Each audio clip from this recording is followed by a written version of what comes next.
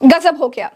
2 घंटे के लिए पुलिस हटा लेने वाली जो थ्योरी हैदराबाद से आई थी, उस थ्योरी पर ओवैसी ने तो अमल नहीं किया, लेकिन भाजपा राज में वो थ्योरी अप्लाई कर दी गई। मैं बहुत शुरू से कह रही हूं कि बहराइच दंगे प्रायोजित है और वो बात अब सच साबित होती हुई दिखाई दे रही है। बहराइच दंगों में शामिल 2 लोग कैमरे पर यह बात कहते हुए दिखाई दिए कि उस दिन पुलिस ने सिर्फ 2 घंटे का समय दिया था। उस दिन कुछ लोग गद्दारी नहीं करते तो बहराइच का आधा महाराजगंज साफ हो जाता। दैनिक भास्कर के पत्रकार राजेश साहू की रिपोर्ट का ये हिस्सा सुनिए जरा। इन लोगों ने गद्दारी की वहाँ। ये सारे सस्पेंड हो गए हैं। दोस्तों, अब ये कुछ लोग हैं कौन? क्या पुलिस में ही वो कुछ लोग हैं? आगे जानेंगे। दोस्तों, बहराइच दंगों में शामिल लोग आगे कहते हैं कि गद्दार पुलिस वालों को हटा दिया गया है। दुनिया अब तक यही समझ रही थी कि पुलिस वालों को ठीक से ड्यूटी न करने के कारण हटाया गया है, लेकिन बवाल में शामिल लोगों का कहना का मतलब बिल्कुल साफ है कि ठीक से दंगा ना होने देने के एवज में उनको हटाया गया है।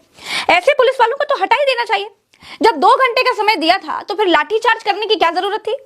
दोस्तों, आगे दंगों में शामिल व्यक्ति कहता है कि आग लगाने के लिए कोई एक व्यक्ति तय नहीं था। जो भी आगे चल रहे थे वो आग लगा रहे थे। उसमें मुसलमानों का शोरूम, अस्पताल वगैरह वगैरह सब कुछ था और वो सब फूक दिए।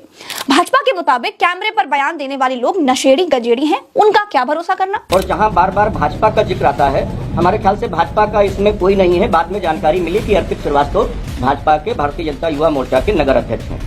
इसके अतिरिक्त भाजपा का मेरे विचार से कोई इसमें है नहीं। और उपद्रवी लोग थे, ज्यादातर लोग नशे में थे और सब लोग ये कह रहे थे कि ये हमारा भाई है।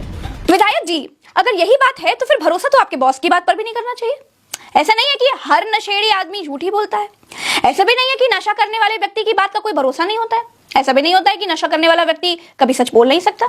वो बात अलग है नेताजी की कोई दिन दहाड़े गांजा फूक रहा है, कोई शाम ढलने के बाद महफिल सजा रहा हो। हमने तो सुना है कि नशा करने के बाद लोग झूठ नहीं बोल पाते। खैर, दूसरी तरफ अगर आपकी ये बात पर भरोसा करें कि ज्यादातर लोग नशे में थे, तो क्या दुर्गा विसर्जन अब नशे में होने लगा है? इसका मतलब नशे में मुस्लिम इलाके में बवाल किया गया या फिर नशेड़ी लोगों को दंगा करने के लिए प्लान किया गया? क्योंकि दुर्गा विसर्जन में कोई भक्त कभी शराब पीकर या फिर गांजा पीकर के तो नहीं जाता होगा। जो बात मैंने पहले कही थी और फिर मैं दोहराता हूं, उत्तर प्रदेश में दंगा कराने का काम बहराइच में अगर किसी ने किया तो भारतीय जनता पार्टी के नेता उसमें शामिल थे। दोस्तों, दंगों में जिन लोगों के नाम सरकारी पन्नों पर चढ़े हैं, उनका धर्म सुनकर आपको पक्षपात की बू बिल्कुल साफ आने लगेगी।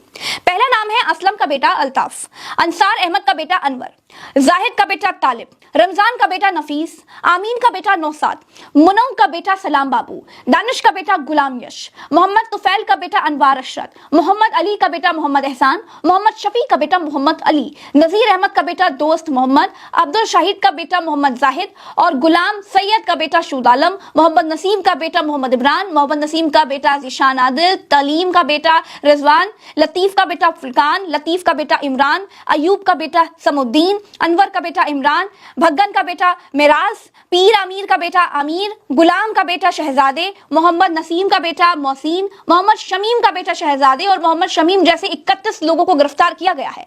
अब आप नाम देख लीजिए, ये लोग कौन हैं? इन लोगों ने आपस में डांडिया खेलकर दंगे तो नहीं कर दिए होंगे, लेकिन ज्यादातर नाम तो एक ही धर्म के हैं। किन लोगों ने गोपाल को छत पर चढ़ाया था भाई? किन लोगों ने दुर्गा पूजा में आपत्तिजनक गाना बजाया था भाई? कौन लोग थे वो जिन्होंने बवाल शुरू किया? किसी को कुछ नहीं मालूम। बहराइच दंगे के बाद एक ही पक्ष खटगरे में खड़ा किया गया है, जैसे कि दंगा सिर्फ एक ही पक्ष के लोगों ने किया हो। दंगे के बाद जैसे कि भाजपा हमेशा करती है, 23 लोगों के घर गिराने का नोटिस लगा दिया गया। मामला सुप्रीम कोर्ट पहुंच गया। सुप्रीम कोर्ट का पहले से आदेश है कि धर्म देख करके या फिर किसी घटना के बाद किसी का घर नहीं गिराया जाएगा। सुप्रीम कोर्ट ने घर गिराने की कार्रवाई को रोकते हुए कहा कि बुलडोजर चलाकर तो दिखाओ, तब जाकर बुलडोजर पर रोक लगी। न्यायमूर्ति BR गवई और न्यायमूर्ति KV विश्वनाथन की पीठ के सामने बहराइच में बुलडोजर एक्शन पर तत्काल सुनवाई की मांग की गई थी। कोर्ट ने कहा जब तक इस पर ठीक से सुनवाई ना हो बुलडोजर नहीं चलेगा। दोस्तों, जैसे ही कोई घटना होती है वैसे ही सरकार को याद आ जाता है कि गुरु घर गिराना है, और घर किसी मुसलमान का निकल आए, किसी यादव का निकल आए तो क्या ही कहने, अंधा क्या मांगे दो आंखें। भारतीय जनता पार्टी की रणनीति रही है कि लोगों को बांटो, शाम दाम दंड भेद करो और चुनाव जीतो। ये कोई नई बात नहीं है। आपको थोड़ा पीछे जाना पड़ेगा कि जिस प्रकार से उत्तर प्रदेश में 2013 का दंगा हुआ था और उस दंगे की रणनीति जो भी थी उसमें भारतीय जनता पार्टी के लोग भी पीछे से पाए गए, चाहे वो फर्जी सीढ़ी चलाने का मामला हो, चाहे तमाम दूसरे मामले हो। और इसमें जाहिर सी बात है भारतीय जनता पार्टी को उत्तर प्रदेश में ही नहीं देश में भी कहीं ना कहीं उसका फायदा मिला था। और मोदी सरकार को आने में हम मानते हैं कि 2013 के मुजफ्फरनगर दंगे का बहुत बड़ा हाथ रहा है। इसके अलावा 2017 में जो भारतीय जनता पार्टी की योगी सरकार बनी थी उसमें भी 2013 के दंगे का महत्वपूर्ण स्थान मैं मानता हूं। क्योंकि मैं मुजफ्फरनगर से ही बिलोंग करता हूं। मुजफ्फरनगर में कभी भी इस लेवल का दंगा नहीं हुआ कि दंगा गांव तक पहुंच जाए। दुर्भाग्य की बात यह है कि इस बार जो दंगे हो रहे हैं वो गांव तक पहुंच रहे हैं। पहले दंगे शहरों में